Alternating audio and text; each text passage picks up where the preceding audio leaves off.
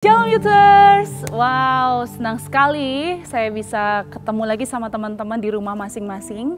And I'm so excited, hari ini kita mau belajar tentang kebenaran firman Tuhan yang pastinya sudah dan akan Tuhan kerjakan di dalam kehidupan kita sesuatu yang baik ya. Amin, amin. Tapi sebelum kita akan mendengar kebenaran firman Tuhan, saya mau ajak teman-teman semua untuk bersatu di dalam doa. Kita mau minta pimpinan Roh Kudus supaya firman Tuhan hari ini, kebenaran firman Tuhan yang akan kita dengar, itu benar-benar boleh jadi sesuatu yang merema dalam kehidupan kita. Sama-sama kita berdoa. Bapa di dalam surga, kami mengucap syukur Tuhan buat kesempatan kalau hari ini kami masih boleh sama-sama belajar tentang kebenaran firman-Mu Tuhan. Kami benar-benar haus dan lapar, kami mau lebih lagi mengerti Tuhan tentang Engkau, dan biarlah apa yang akan kami pelajari hari ini akan membukakan pikiran kami, akan mengubahkan kehidupan kami, sehingga kami bisa melihat hal-hal positif dari setiap permasalahan pergumulan yang Tuhan izinkan terjadi di dalam kehidupan kami, karena iman kami teguh di dalam Engkau ya Bapa. So Roh Kudus, kami buka hati kami mau Tuhan yang tolong kami, Roh Kudus yang memberikan pengertian buat kami supaya kami boleh belajar jadi pelaku kebenaran firman Tuhan.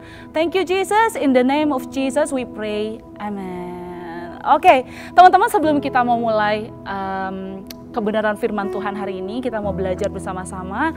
Saya mau teman-teman siapkan catatan supaya apa? Supaya kita boleh mengingat kembali apa yang hari ini akan kita pelajari.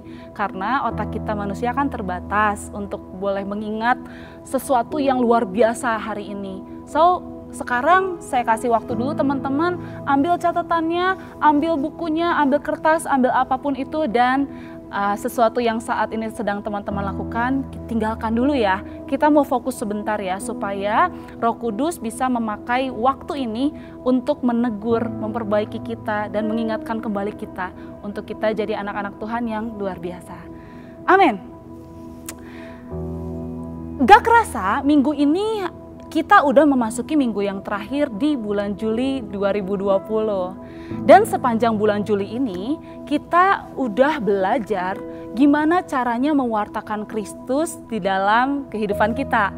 How to show Jesus in our life. Boleh sama-sama kita ketik di kolom chatnya di bawah. Kita bilang how to show Jesus in our life.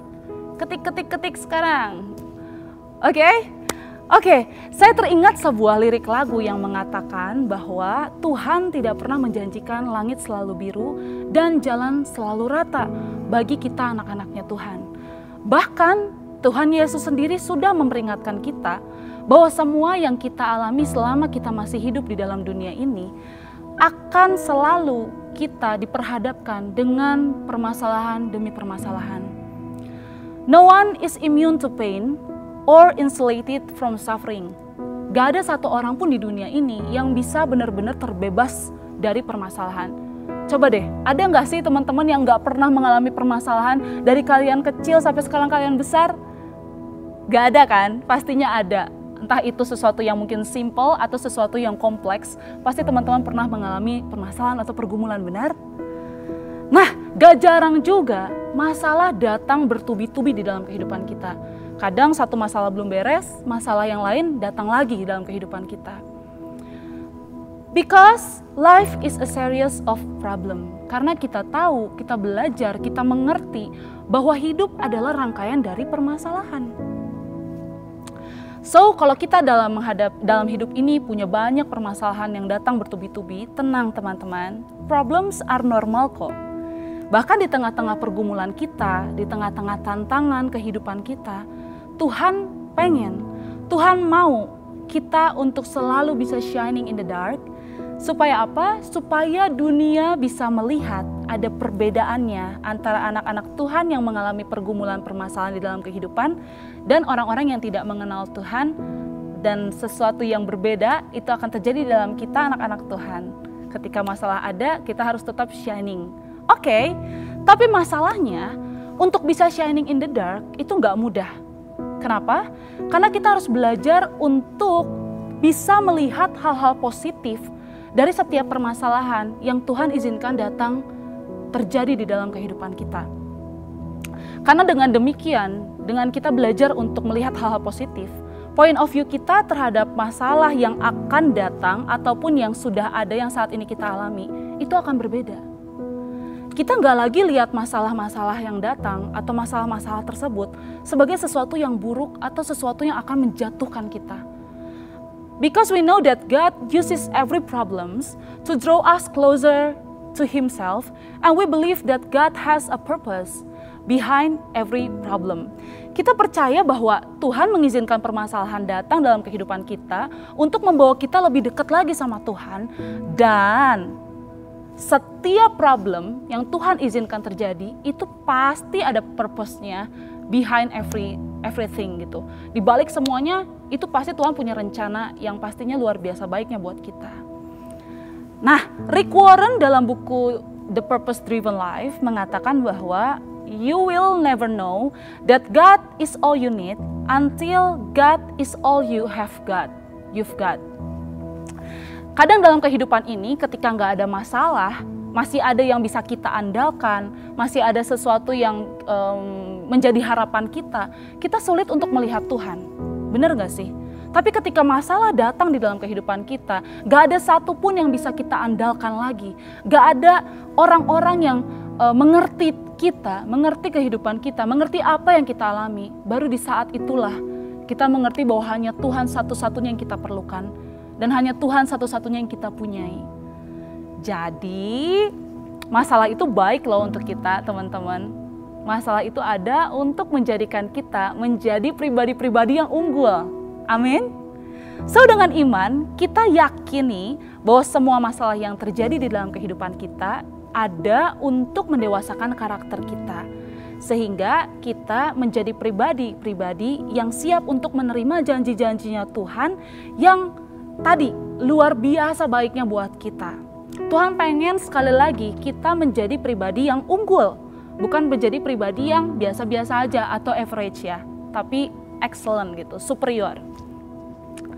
Tapi kita nggak usah memaksakan diri kita untuk ngerti semua hal yang terjadi di dalam kehidupan kita.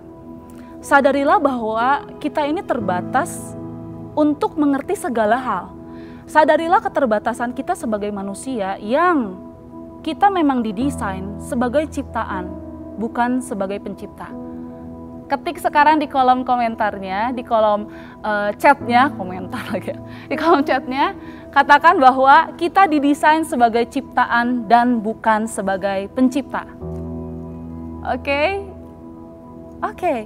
Sebagai ciptaan, gak semua hal harus kita mengerti, karena itu adalah tanggung jawab dari pencipta kita untuk mengarahkan, menuntun kita, ciptaannya, mengerti apa yang menjadi tujuan kita diciptakan. Amin. Dalam Amsal 20 ayat 24, saya akan bacakan di terjemahan New Living Translation, dikatakan bahwa the Lord directs our steps, so why try to understand along the way? Kalau Tuhan yang sudah mendirect, Tuhan yang sudah menuntun setiap langkah kita, kenapa kita berusaha untuk mengerti semuanya? Kenapa nggak kita enjoy, ikutin aja prosesnya yang Tuhan mau sampai ke titik di mana Tuhan mau kita capai? Benar? Karena semakin kita berusaha untuk ngerti semuanya, semakin kita akan merasa frustasi, depresi dengan hidup ini. Apalagi ada banyak hal yang terjadi di dalam dunia ini, itu nggak sesuai dengan ekspektasi kita sebagai manusia. Ketika segala sesuatunya nggak berjalan sesuai dengan ekspektasi, kita harus kembali lagi mengingat bahwa hidup kita adalah tentang Tuhan, tentang menggenapi tujuan Tuhan di dalam hidup kita, bukan tentang memaksakan keinginan kita. Saya akan bacakan di Roma 8 ayat 28 sampai dengan 29 dalam terjemahan The Message. That's why we can be so sure that every detail in our lives of love for God is worked into something good. God knew what He was doing from the very beginning. He decided from the outset to shape the lives of those who love Him along the same lines as the life of His Son. The Son stands first in the line of humanity He restored. We see the original and intended shape of our lives there in Him. Nah, Di ayat ini, dalam Roma 8 ayat ke-28 sampai dengan 29 yang baru kita baca, tidak mengatakan bahwa semua yang terjadi di dalam kehidupan kita itu akan Tuhan lakukan sesuai dengan yang kita inginkan. Atau semua yang terjadi di dalam kehidupan kita yang akan Tuhan lakukan itu supaya kita punya happy ending life as we want. Karena yang tadi, fokusnya adalah kehendak Tuhan yang jadi di dalam kehidupan kita. Ada banyak sekali anak-anak Tuhan, pengikut-pengikut Tuhan yang hidupnya mungkin sampai akhirnya tidak happy ending. Tapi bukan berarti kehidupannya tidak mencapai tujuan yang Tuhan inginkan. Karena balik lagi, yang Tuhan inginkan adalah tujuan Tuhan tergenapi di dalam kehidupan kita, bukan memaksakan keinginan kita. Ya.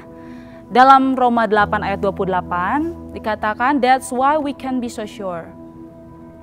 Artinya hidup kita, keyakinan kita, harapan kita bukan dilandasi oleh pikiran-pikiran positif dari motivator-motivator dunia, optimisme atau angan-angan semu seperti teori atau pandangan yang diajarkan oleh New Age Movement. Nanti teman-teman boleh cari tahu lagi, googling lagi lebih dalam tentang New Age Movement ya.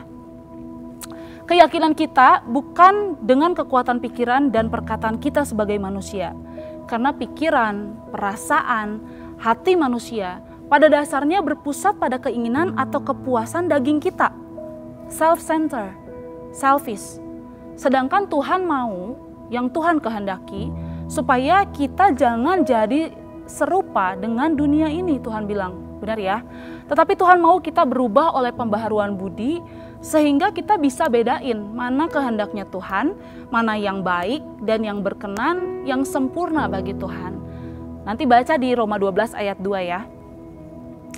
Oleh karena itu, kita mau balik lagi bahwa segala sesuatu yang Tuhan izinkan terjadi, apapun itu, mendatangkan kebaikan buat kita, tapi bukan point of view-nya kita, bukan menurut kita, bukan apa yang kita kehendaki. Balik lagi, karena Tuhan ingin kita menjadi pribadi yang unggul melalui setiap permasalahan yang ada, yang terjadi di dalam kehidupan kita. Oleh karenanya, apapun pergumulan, permasalahan, tantangan yang saat ini lagi dihadapi teman-teman Youthers semua, tetaplah berpengharapan dengan iman kepada Yesus Kristus Tuhan kita. Mungkin teman-teman lagi mengalami masa-masa yang gak enak, masa-masa sulit, lagi ada banyak banget tekanan, bimbang harus memilih ini atau itu, galau, atau apapun yang terjadi hari-hari ini. Percayalah teman-teman, bahwa itu semua yang terjadi dalam kehidupan kita saat ini, kalau kita masih hidup, itu bukan akhir dari sebuah rencana Tuhan yang indah buat kita. Amin. Karena Tuhan yang kita sembah, kita udah belajar, kita sudah mengerti bahwa Dia tidak pernah gagal dalam merancangkan sesuatu, termasuk merancangkan kehidupan kita. Dia adalah penulis skenario terbaik di dunia ini, yang dapat menuliskan cerita hidup kita dengan versi yang terbaik. Ingat sekali lagi bahwa Tuhan mau kita jadi pribadi yang unggul. Dan pribadi yang unggul itu terbentuk dari setiap permasalahan-permasalahan yang ada. Dan pribadi yang unggul adalah mereka yang tidak pernah menyerah pada prosesnya, meskipun penuh dengan air mata, penuh dengan penderitaan. Tapi mereka akan keluar jadi pribadi yang unggul, karena Tuhan, Dia Allah yang melihat hati kita. Amin. Amin. Amsal 23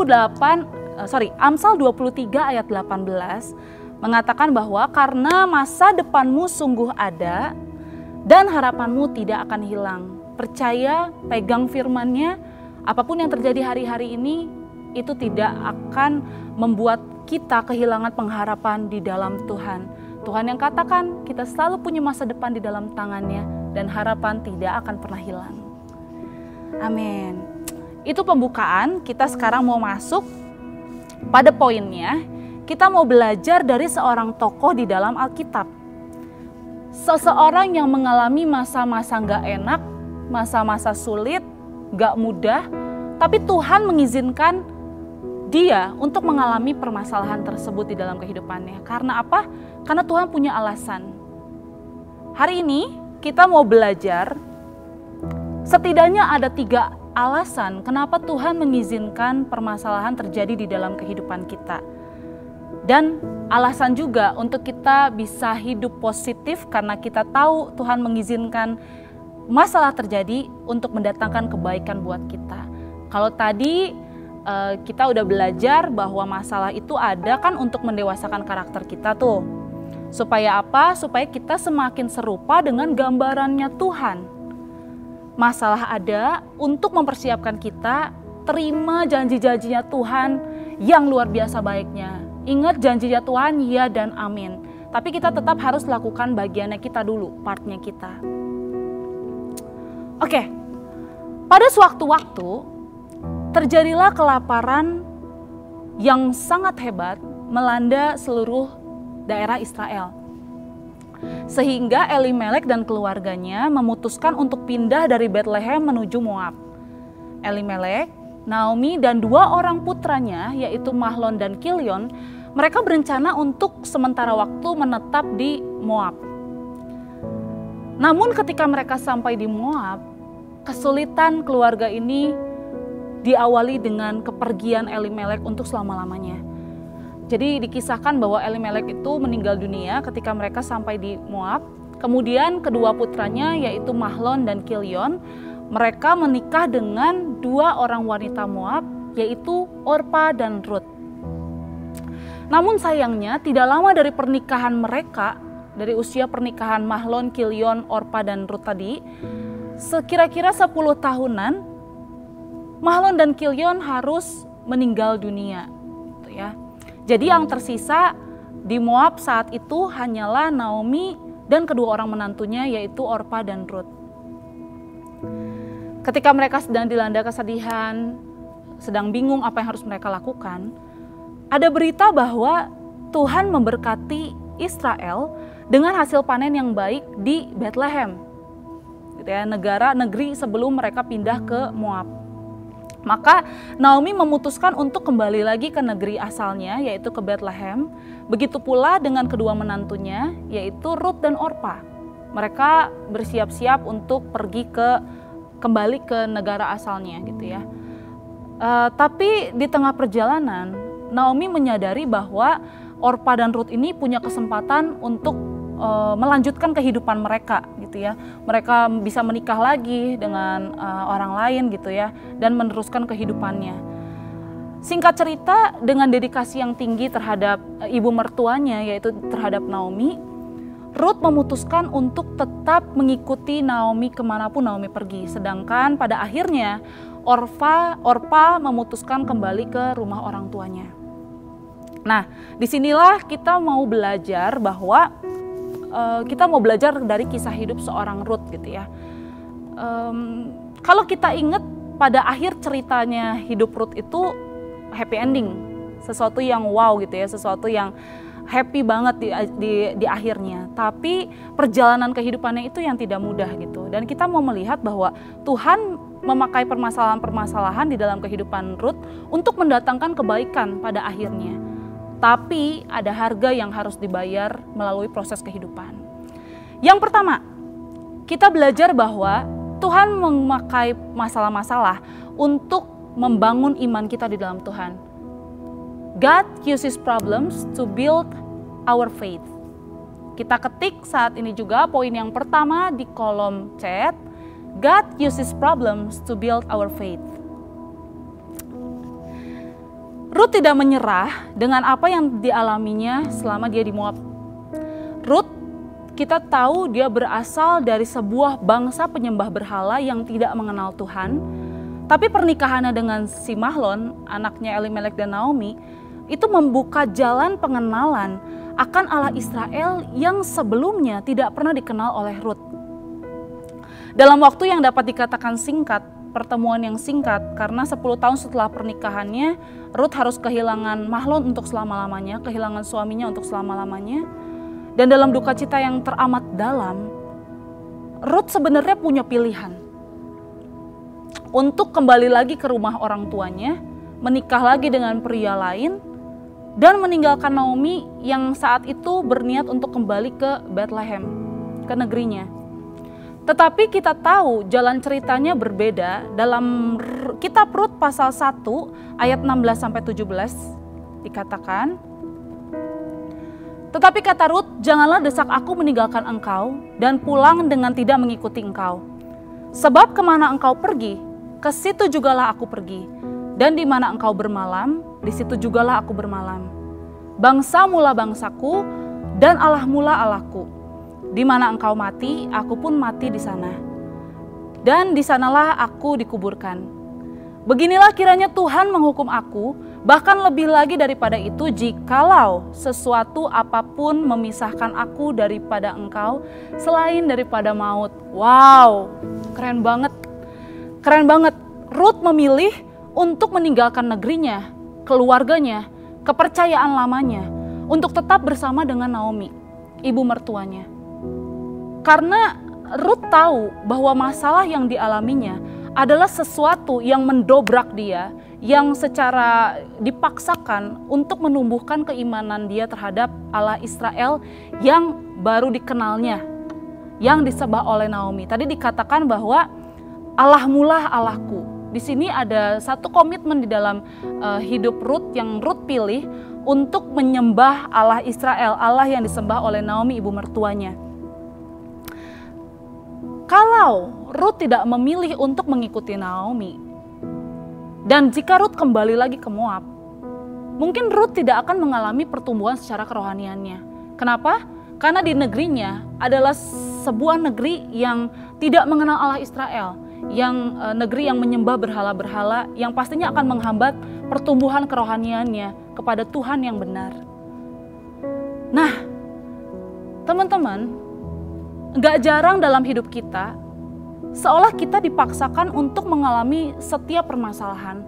Supaya apa? Supaya iman kita bertumbuh di dalam Tuhan. Bayangkan, kalau kehidupan kita ini baik-baik aja, flat-flat aja, senang-senang aja, mungkin kita akan merasa bosan ya dengan hidup kita ya. Dan kita gak akan pernah mengalami pertumbuhan, menjadi dewasa, menjadi pribadi yang dewasa gitu. So, kita mau belajar bahwa masalah itu ada untuk memaksa kita level up di dalam iman kita kepada Tuhan, yang satu-satunya sumber pengharapan sejati. Kalau tadi kita belajar bahwa dengan adanya masalah, Tuhan pengen kita belajar menjadi pribadi yang unggul. Kita juga belajar bahwa God uses problems to build our faith. Tanpa ada masalah, semuanya baik-baik aja, masih ada yang bisa kita andalkan, kita tidak akan pernah mengenal Tuhan Yesus yang kita sembah sebagai Tuhan yang nyata dan hadir di dalam kehidupan kita. Setuju? Setuju? Sekarang tulis lagi di kolom chatnya, katakan bahwa Tuhan membuat masalah untuk menjadikan kita pribadi yang unggul. Amin. Dalam 1 Petrus 1 ayat 7, dikatakan juga bahwa maksud semuanya itu ialah untuk membuktikan kemurnian imanmu yang jauh lebih tinggi nilainya daripada emas yang fana, yang diuji kemurniannya dengan api, sehingga kamu memperoleh puji-pujian dan kemuliaan dan kehormatan pada hari Yesus Kristus menyatakan dirinya. Wow, kita belajar lagi bahwa Tuhan pengen kita terus masuk dalam dapur permasalahan supaya apa? Supaya iman kita teruji, terbukti kemurniannya. Ketika cuman Yesus satu-satunya yang bisa kita andalkan, kita nggak perlu yang lainnya lagi, di saat itulah iman kita akan semakin bertumbuh. Poin yang kedua, God uses problems to develop our character. Tuhan menggunakan masalah-masalah kita untuk membangun karakter kita. Amin. Yuk kita ketik lagi sekali lagi di kolom chatnya. Poin yang kedua, God uses problems to develop our character. Setelah Naomi dan Rut tiba di Bethlehem gitu ya, itu tuh adalah awal musim panen atau musim menuai jelai. Di dalam kitab Rut pasal 2, kita bisa melihat bahwa masalah yang dihadapi oleh Rut sebelum dia tiba di Bethlehem, ketika dia lagi di Moab tadi, itu enggak membuatnya bermalas-malasan. tidak menjadikannya alasan untuk terus-terusan larut di dalam kesedihan, di dalam kegalauan hatinya ketika dia harus ditinggal oleh suaminya. Tetapi kita lihat dalam Rut pasal 2, dalam kitab Rut pasal 2, Rut melakukan bagian yang terbaik. Kita mau baca di Rut pasal 2 ayat 2. Pada suatu hari, Rut perempuan Moab itu berkata kepada Naomi, "Ibu, karena sekarang sedang musim panen, bolehkah aku pergi ke salah satu ladang untuk meminta izin memungut bulir-bulir jelai yang tercecer dan diperbolehkan pemilik ladang untuk diambil? Kemungkinan besar ada seseorang yang berbaik hati yang akan mengizinkan aku untuk memungut jelai." Nah, keadaan seolah memaksakan Rut untuk memulai membangun kehidupannya gitu ya, upgrade dirinya untuk menjadi seorang wanita yang rajin dan pekerja keras. Betul ya? Tanpa masalah-masalah yang pernah dilaluinya, tanpa kehilangan suaminya, mungkin kita nggak akan pernah mengenal sosok Rut yang rajin dan pekerja keras. Kita mau lihat, tahu dari mana nih Rut ini adalah seorang yang rajin dan pekerja keras. Kita mau baca dalam Rut pasal 5 ayat sampai 7. Kemudian bertanyalah Boas kepada mandor yang mengawasi orang-orang tersebut, "Siapakah perempuan muda di sana dan siapakah keluarganya?" Mandor itu menjawab, "Dialah perempuan muda asal Moab yang kembali dengan Naomi. Tadi pagi dia minta izin untuk mengumpulkan bulir-bulir jelai yang tercecer dari ikatan jelai. Dia datang sangat pagi, bekerja keras dan hanya beristirahat sejenak di pondok." Wow, keren banget. Keren banget. Kita mau coba introspeksi dengan kehidupan kita. Ketika masalah datang, ketika kita sedang bergumul dengan sesuatu yang mungkin permasalahan yang berat buat hidup kita, seringkali kita mencoba untuk membuat alasan untuk kita tidak melakukan apa yang bisa kita lakukan. Seringkali kita excuse untuk tidak melakukan A, tidak melakukan B karena alasan kita sedang galau, karena alasan kita sedang dalam permasalahan, pergumulan. Tapi coba kita lihat Rut. Bagaimana Rut bangkit dari keterpurukannya. Rut belajar untuk membangun kehidupannya, untuk menjadi seorang yang rajin dan pekerja keras. Dari sinilah kita belajar bahwa masalah itu ada untuk membangun karakter kita untuk menjadi seorang yang luar biasa. Tuhan menggunakan masalah, memakai setiap permasalahan untuk membangun karakter kita. Tanpa ada masalah dalam hidup kita, kita nggak akan pernah mengerti bagaimana caranya untuk menjadi pribadi yang lebih dewasa. Tanpa pernah disakiti, kita nggak akan pernah belajar gimana caranya mengampuni. Tanpa mungkin kita pernah ditipu, kita nggak akan pernah belajar gimana caranya untuk gak egois dengan kehidupan kita dan belajar untuk tulus kepada orang lain. Ada banyak sekali pelajaran di dalam kehidupan yang kita dapati ketika kita ada di tengah-tengah permasalahan dan pergumulan hidup. Amin. Luar biasa. Tuhan mau kita jadi pribadi yang unggul sekali lagi. So, ketika saat ini teman-teman mungkin sedang mengalami permasalahan, jangan pernah menyerah. Jangan selalu excuse untuk skip melakukan sesuatu yang sebenarnya Tuhan mau kita lakukan itu, supaya kita bangkit dari keterpurukan dan kembali melihat pengharapan di dalam Tuhan. Oke, tadi kita udah belajar bahwa Tuhan memakai setiap permasalahan, mengizinkan permasalahan terjadi. Itu yang pertama tadi apa? Untuk membangun iman kita di dalam Tuhan. Dan yang kedua, Tuhan menggunakan atau memakai permasalahan-permasalahan, mengizinkan kita mengalami permasalahan untuk membangun karakter kita. Amin. Yang pertama tadi, God uses problems to build our faith. Yang kedua, God uses problems to develop our character. Nah, sekarang yang ketiga kita mau belajar, poinnya adalah God uses problems for God's glory. God uses problems for God's glory. Sama-sama ketik di chat sekarang juga, God uses problems for God's glory. Come on, come on, come on. Masih semangat ya dengerin firman Tuhannya, amin? Amin.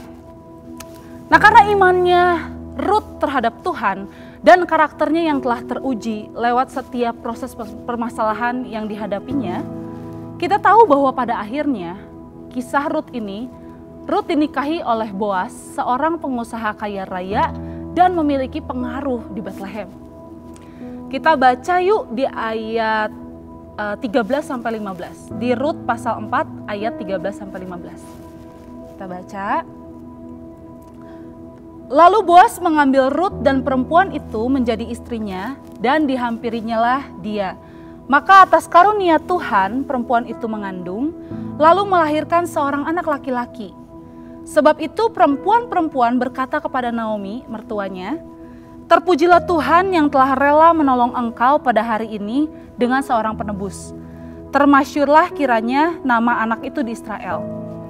Dan dialah yang akan menyegarkan jiwamu dan memelihara engkau pada waktu rambutmu telah putih.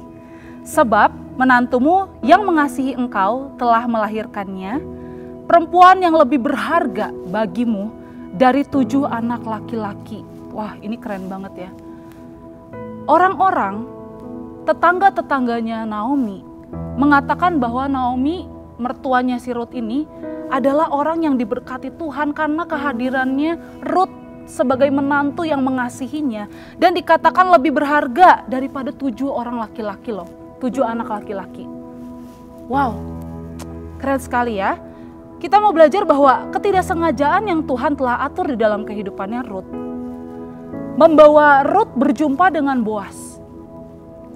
Rut akhirnya menikah dan Tuhan memberkati kandungannya, sehingga kalau kita pelajari dan kita baca lagi sampai di seluruh pasal 4 ini, di seluruh kitab Rut pasal 4 ini, kita akan menemukan bahwa anaknya Boas dan Rut itu adalah seorang yang bernama Obed, yang kita tahu bahwa Obed ini adalah ayah Isai, kakek dari Daud, dan Yesus Kristus, Tuhan kita, juru selamat kita, lahir daripada keturunan Daud.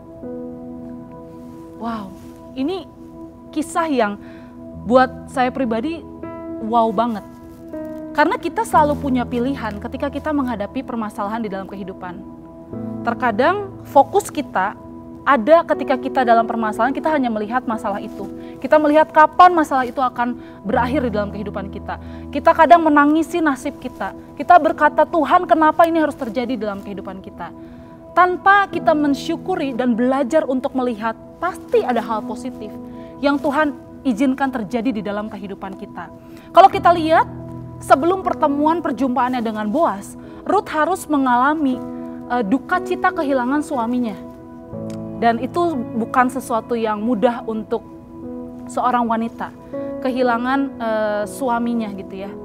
Kalau kita belajar juga, kalau kita tahu bahwa biasanya suami istri yang sudah hidup lama, mereka akan ada saling ketergantungan satu dengan yang lain. Dan bisa kita bayangkan gitu ya, ketika 2 orang yang telah dipersatukan dalam pernikahan, kemudian harus dipisahkan karena salah satunya meninggal dunia. Itu bukan sesuatu yang mudah untuk bangkit kembali. Tapi Tuhan bisa memakai itu semua untuk kemuliaan nama Tuhan bisa terjadi di dalam kehidupannya Rut. Seandainya saat itu Rut tidak memilih untuk mengikuti Naomi kembali ke negerinya, sehingga imannya tidak terbangun, kerohaniannya tidak bertumbuh di dalam Tuhan. Dan seandainya di saat itu Rut berlarut-larut di dalam kesedihannya dan selalu excuse di dalam segala hal yang harusnya dia kerjakan, yang harusnya dia fokus lakukan, kita mungkin tidak akan melihat Rut menjadi salah satu yang Tuhan pakai ada di dalam silsilah Yesus Kristus Tuhan kita, juru selamat kita. Ini adalah satu anugerah yang luar biasa baiknya di dalam kehidupan Rut ketika dia mengambil keputusan, pilihan untuk tetap melakukan yang terbaik, melihat hal positif yang Tuhan izinkan terjadi di dalam pergumulan permasalahan yang harus dihadapinya. Nah, dari kisah Rut ini kita sudah belajar bahwa menjadi pribadi yang unggul di tengah-tengah kesulitan hidup itu memang bukan sesuatu yang mudah. Mungkin penuh air mata, penuh penderitaan, hinaan, cacian, makian. Seringkali kita juga kehilangan semangat kita untuk terus maju. Tetapi jangan pernah menyerah. Jangan berpikir bahwa masalah ada untuk menjatuhkan kita. Tetapi pola pikiran kita, point of view-nya kita harus kita rubah. Saat ini kita mau belajar bahwa Tuhan memakai permasalahan setidaknya untuk 3 hal. Yang pertama, God uses problems to build our faith. Yang kedua, God uses problems to develop our character. Dan yang ketiga, God uses problems for God's glory. Seringkali kita bilang, Tuhan, jadikanlah aku berkat, jadikanlah aku alat kemuliaan-Mu. Tapi tanpa melalui pergumulan dan permasalahan, bagaimana kuasa Tuhan dapat dinyatakan di dalam kehidupan kita.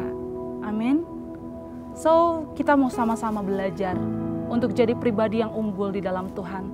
Melihat hal-hal positif dari setiap permasalahan yang Tuhan izinkan terjadi di dalam kehidupan kita.